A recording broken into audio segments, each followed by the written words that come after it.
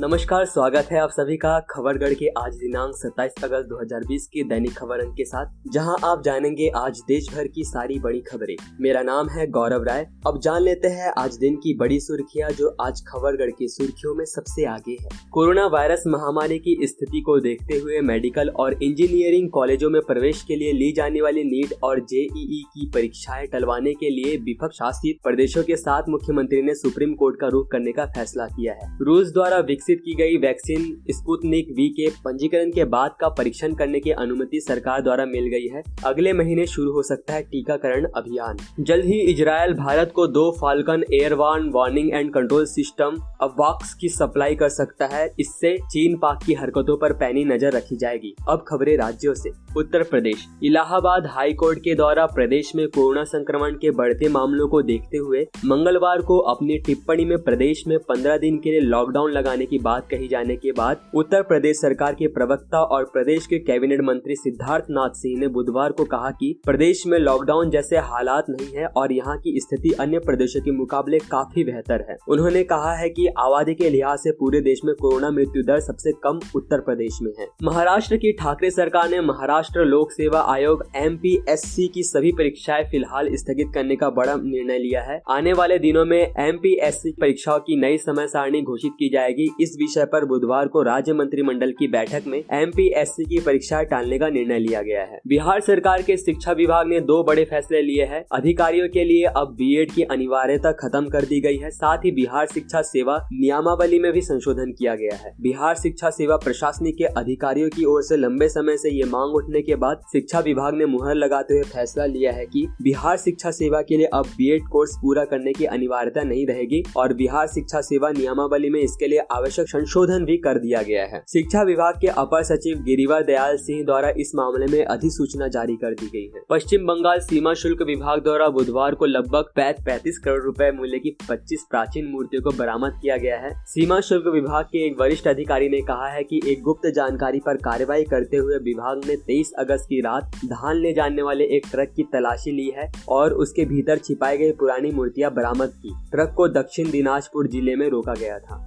मध्य प्रदेश इंदौर में एक निजी अस्पताल में मनमानी वसूली करने पर जिला प्रशासन ने कार्रवाई शुरू की है। बताया जा रहा है कि कोरोना मरीज के इलाज के लिए 6 लाख का बिल दिए जाने के मामले में भंवरकुआ स्थित एप्पल अस्पताल को नोटिस जारी किया गया है। साथ ही 3 सरकारी डॉक्टर्स को भी नोटिस दिए गए हैं जो अनुमति नहीं होने के बाद भी वहां इलाज के लिए गए हैं। तमिलनाडु ऑक्सफोर्ड यूनिवर्सिटी की विकसित वैक्सीन कोविशील्ड का राजीव गांधी सरकारी सामान्य अस्पताल और श्री रामचंद्र अस्पताल में वैक्सीन का मानव परीक्षण होने जा रहा है। जानकारी के मुताबिक 18 साल या उससे अधिक उम्र के 300 स्वास्थ्य स्वयंसेवकों पर वैक्सीन का मानव परीक्षण किया जाएगा। राजस्थान सरकार द्वारा प्रदेश में 7 सितंबर से सभी धार्मिक स्थलों को खोलने के लिए दिशा निर्देश दिए गए हैं। हालांकि मंदिरों में दर्शन को आए श्रद्धालुओं को मास्क लगाना अनिवार्य होगा। इसके साथ ही सोशल डिस्टेंसिंग का भी ध्यान रखना जरूरी होगा। कर्नाटक में इंफोसिस फाउंडेशन की सुधा मूर्ति की सहायता से शिवाजी नगर में सभी सुविधाओं से लैस कोविड-19 अस्पताल का निर्माण किया गया है। राज्य के चिकित्सा शिक्षा मंत्री डॉक्टर के सुधाकर के अनुसार एक पूरी तरह से सुसज्जित कोविड-19 अस्पताल 4 महीने की कड़ी मेहनत के बाद तैयार हो गया है। आपको बताते चले कि अस्पताल में 130 सामान्य बेड, 20 ICU बेड और 20 वेंटिलेटर लगाए गए हैं। कर्नाटक बेंगलुरु पुलिस ने नशीले पदार्थों के कारोबार में लगे 3 लोगों को गिरफ्तार किया है। इनके पास से 1 करोड़ रुपए मूल्य का 204 किलोग्राम गांजा बरामद किया गया है। गुजरात में चलती बस में एक युवक की चाकू से गोदकर हत्या कर दी गई। सूत्रों से मिली जानकारी के अनुसार जामनगर के पास स्थित बिजराखी गाँव में इस हत्याकांड को अंजाम दिया गया। इस मामले पर पुलिस ने बताया कि बस में एक यात्री ने अपने सहयात्री को चाकू से गोदकर मार डाला। मृतक युवक की पहचान 40 साल के हितेश पांड्या के रूप में हुई है। कोरोना काल की इस भयावह स्थिति के बीच गरीबों के लिए अच्छी खबर सामने आई है। ओडिशा के मुख्यमंत्री नवीन पटनायक ने बुधवार को राज्य में कोविड-19 महामारी से प्रभावित गरीब और अत्यंत गरीब परिवारों के लिए 200 करोड़ रुपए के विशेष सहायता पैकेज की मंजूरी दी।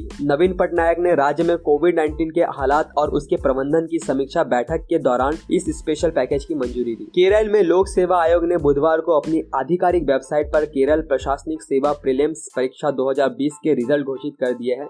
उम्मीदवार जो KAS प्रारंभिक परीक्षा में उपस्थित हुए हैं वे अपना रिजल्ट आधिकारिक वेबसाइट keralapsc.gov.in पर जाकर ऑनलाइन देख सकते हैं। बंगाल की खाड़ी में बने निम्न दबाव का असर झारखंड में पिछले 2 दिन से दिख रहा है। पश्चिमी इलाकों में मौसम विभाग ने चेतावनी भी जारी की है। 30-31 अगस्त को राज्य से कहीं कहीं वज्रपात की आशंका है। असम के मालेगांव इलाके में तेंदुओं द्वारा एक बच्चे को घायल करने के बाद दहशत फैल गई है। बताया जा रहा है इस हमले में बच्चे की जान चली गई, जिसके बाद गुवाहाटी शहर मालेगांव इलाके में बुधवार रात एक मानव आवास के पास वन विभाग के अधिकारियों द्वारा एक तेंदुओं को पकड़ लिया गया है, जिसके बाद तेंदुओं को असम राज्य चिड़ियाघर के बचाव केंद्र में लाया गया। पंजाब केंद्रीय पोस्ट मैट्रिक स्कॉलरशिप योजना में पंजाब में 63.91 करोड़ रुपए का घोटाला सामने आया है। सीधे आरोप सामाजिक न्याय, सशक्तिकरण व अल्पसंख्यक विभाग के मंत्री साधु सिंह धर्मसोत और उक्त विभाग के अधिकारियों पर लगे हैं। घोटाले के संबंध में विभाग के एडिशनल चीफ सेक्रेटरी कृपा शंकर सरोज ने अपनी जांच रिपोर्ट मुख्य सचिव महाजन को भेजी है। पंजाब में कैबिनेट मंत्री सुखजिंदर सिंह रंधावा, श्याम सुंदर अरोड़ा और गुरदीप सिंह कंगर सहित 23 विधायक कोरोना संक्रमित हो गए हैं। संक्रमित लोगों में कांग्रेस के 13, अकाली दल के 6 और आम आदमी पार्टी के 3 विधायक शामिल हैं। छत्तीसगढ़ में बाघों की संख्या में 2018 से 2014 के बीच भारी गिरावट दर्ज की गई है।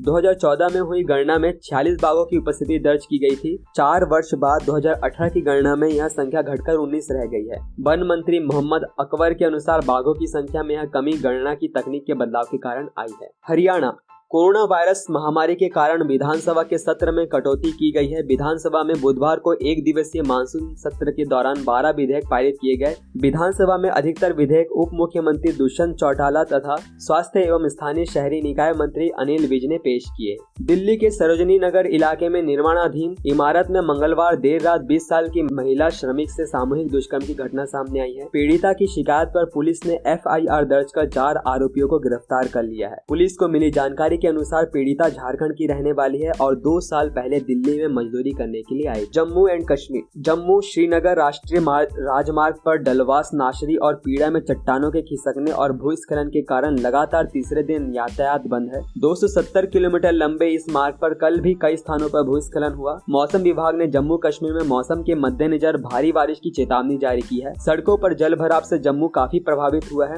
ऐसे में लोगों की सावधानी बरतने की सलाह दी गई है।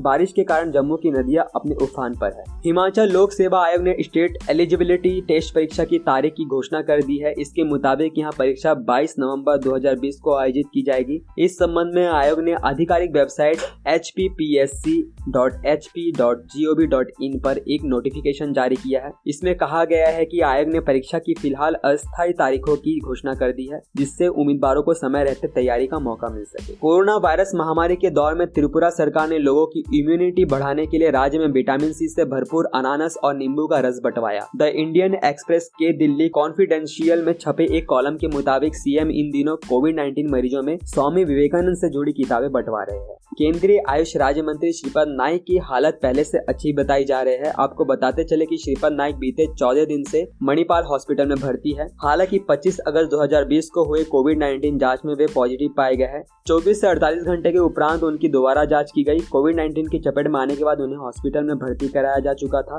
गोवा के सीएम प्रमोद सावंत ने बोला, केंद्रीय आयुष राज्य मंत्री श्रीपद नाइक बीते 14 दिनों से मणिपाल हॉस्पिटल में भर्ती है। मिजोरम सरकार ने केंद्र को पत्र लिखकर कहा है कि असम राइफल्स प्रशासन के साथ जिस तरह से बर्ताव कर रहा है, क्या वह भूल गया है कि यहाँ अफस्पा लागू नहीं है। राज्य के मुख्य सचिव ललनु नमाविया चुआउंगो ने असम राइफल्स द्वारा स्वतंत्रता दिवस समारोह के कथित बहिष्कार और सुरक्षा प्रोटोकॉल के उल्लंघन को लेकर केंद्रीय गृह सचिव अजय भल्ला को 2 पत्र लिखे हैं। केंद्र शासित प्रदेश बनने के बाद लद्दाख आज प्रथम शहीद दिवस मना रहा है। लेह में शहीद स्मारक पर लद्दाख बौद्ध संघ द्वारा आयोजित सादे समारोह में विभिन्न दलों के वरिष्ठ नेताओं ने शहीदों को श्रद्धांजलि अर्पित की है। खबरगढ़ की तरफ से विशेष सूचना। अधिकतर राज्यों में लॉकडाउन लगभग खुल चुका है, पर कोरोना अभी भी हमारे आसपास ही है। इससे बचने के लिए सरकारी दिशा निर्देशों का पालन करें। अगर आपको सर्दी, जुकाम, गले में दर्द की परेशानी हो तो नेशनल हेल्पलाइन नंबर 911123978046 या टोल फ्री नंबर 1075 पर डॉक्टर से निःशुल्क परामर्श लें। अपनी आँख, नाक और मुंह को छूने से पहले अपने हाथों को धो लें। सावधान रहे, सुरक्षित रहे, बदल कर अपना व्यवहार करे कोरोना पर वार। आप सभी के लिए ये सारी जानकारी मैंने और खबरगढ़ की टीम ने जुटाई है। अभी के लिए इतना ही। देश दुनिया की बड़ी खबरों के लिए हमारे साथ बने रहे। जय हिंद, जय भारत।